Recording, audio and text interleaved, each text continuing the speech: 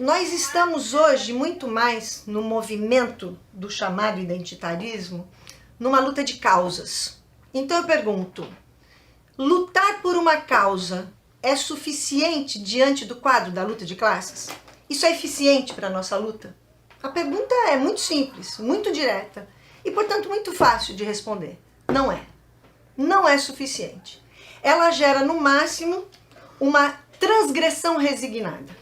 Ou seja, na luta de classes, não se trata de você ficar numa comparação ou numa dicotomia entre classe e raça, classe e gênero, classe e povos originários, classe e causa LGBT. Não se trata disso. Há uma hierarquia.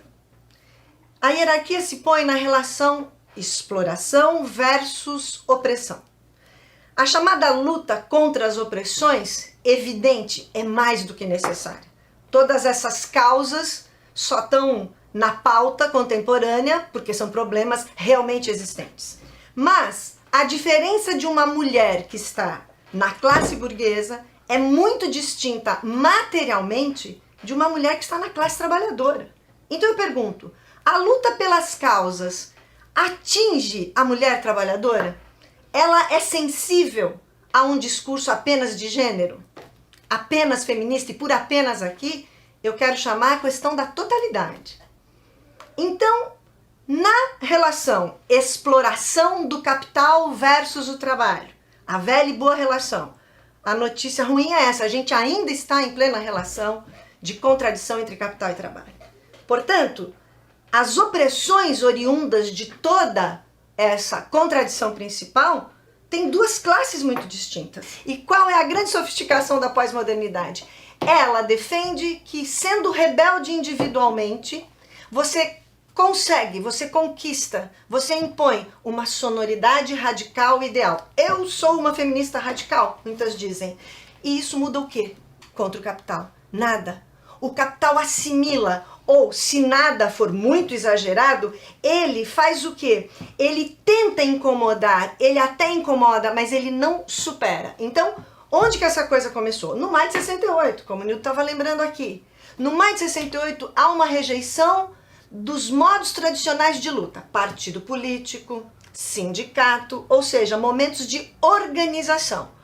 No lugar de uma organização, onde aí você não pega o coletivo, pessoas somadas lutando por uma causa. Tanto que esses conjuntos políticos se chamam coletivos. Coletivo feminista, coletivo negro, coletivo, enfim. A palavra coletivo também já é uma vitória da pós-modernidade. Por quê?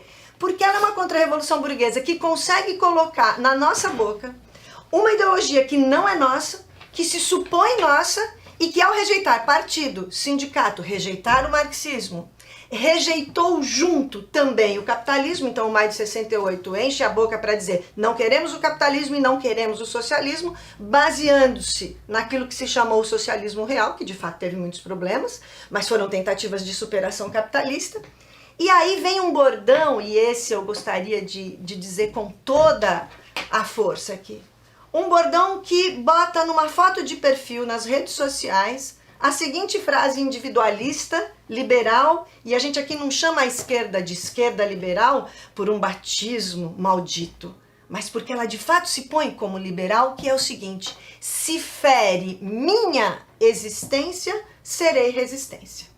Essa é a maior vitória da pós-modernidade. E a gente, com a melhor das intenções, bota lá no nosso perfil, leva um monte de curtidas, vai dormir, no dia seguinte mudou alguma coisa contra o capital? Uma das grandes questões que impedem a nossa luta hoje é a chamada disputa de narrativas. A contra-revolução pós-moderna, ela rejeita qualquer metanarrativa, qualquer explicação de totalidade. Ela quer o fragmento. Inclusive esse discurso é charmoso, esse discurso é mais confortável e dá uma sonoridade radical ideal. Então tem a narrativa da mulher, a narrativa negra, a narrativa LGBT, a narrativa indígena e a narrativa operária, que é só mais uma. Não é uma classe fundamental, a camponesa, todas elas, Nildo. Então, O que acaba acontecendo? Você desloca da classe e vai para o ator, quando novos personagens entram em cena. Volto a lembrar. O que significa novos personagens entrarem em cena? Eu saio da luta de classes e vou para atores plurais isolados, ou seja, sujeitos livres que podem fazer suas opções fora de um partido político, fora de um sindicato, fora de uma vanguarda, porque ele é livre e autônomo, é a linha autonomista. Então, este discurso contra os partidos políticos não é um discurso só reacionário da direita. É um discurso da esquerda dos anos 68 e que no Brasil chega atrasado nos anos 80. E aí, ao invés de consciência de classe, você vai falar em imaginário popular. Veja como eu vou agora dizer palavras que estão na nossa boca de esquerda o tempo todo e a gente está achando que está fazendo luta de classes, quando muito.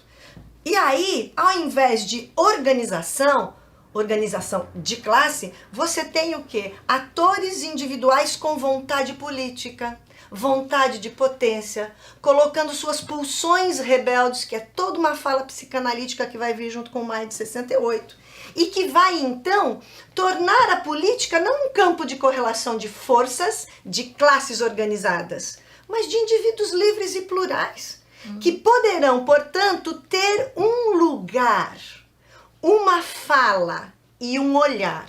Atenção, no lugar de fala, o que tem de principal dentro dele está oculto, como toda ideologia. O ator é o que olha. A minha perspectiva do olhar é única. Ela não precisa pertencer a uma classe. Percebe onde está a armadilha? Então eu tenho um olhar, um falar e um lugar. Veja, é até charmoso, é uma coisa que parece que dá um status de validade, né, com prestígio. Então, quando o marxismo perdeu prestígio no Maio de 68, isto não significa que ele perdeu validade. É isso que a esquerda tem que entender. Você não tem que estar só com um discurso charmoso para ser de esquerda. Eu adoro ser chamada de velha esquerda, aquela que ainda acredita na vanguarda, nos partidos, nos sindicatos e, claro, na organização. Mesmo a palavra movimentos sociais é uma denominação pós-moderna. Os movimentos são populares. É o nosso povo brigando. Então, o olhar, o falar, o lugar é um lugar de onde olhar, um lugar para falar, um lugar de fala. Então, embaixo do teu nome tem que vir uma série de designações fragmentadas. Você é mulher, negra, indígena, LGBT, periférica, mãe da favela, periférica. Essa é a parte mais importante se for periférica. Né? E o seu lugar de fala determina se você pode ou não estar, por exemplo, no enterro da Marielle. Então, homens não puderam falar no enterro da Marielle porque o lugar de fala deles era o masculino e não a mesma classe, a mesma luta do que fez com que a Marielle fosse executada. Ela foi executada. E claro que a execução lenta, segura, gradual e terrivelmente dramática do povo brasileiro, negro, quer dizer, falar de racismo é falar do capitalismo brasileiro, então é evidente que falar de racismo é falar do capitalismo. Mas esta evidência põe uma dialética que não é, como o próprio nome coloca, essa separação. Então vamos acabar com essa esterilização. Por exemplo, uma escritora brasileira esteve na França semana passada, é uma escritora negra, que tem um livro sobre lugar de fala, e ela posou numa foto ao lado de um dos grandes representantes, o maior talvez na Europa, do imperialismo contra a classe operária, que é o Macron. E embaixo da foto dessa escritora negra, mulher e que põe lugar de fala, doutora e tudo mais que todos aqui sabem, porque essa foto foi muito famosa na semana passada, escreveram embaixo: estamos empoderadas, nós mulheres negras estamos empoderadas. Esse empoderamento serviu para quê? Para colocar uma mulher negra do lado de um representante do imperialismo? No que isso avança para a nossa luta?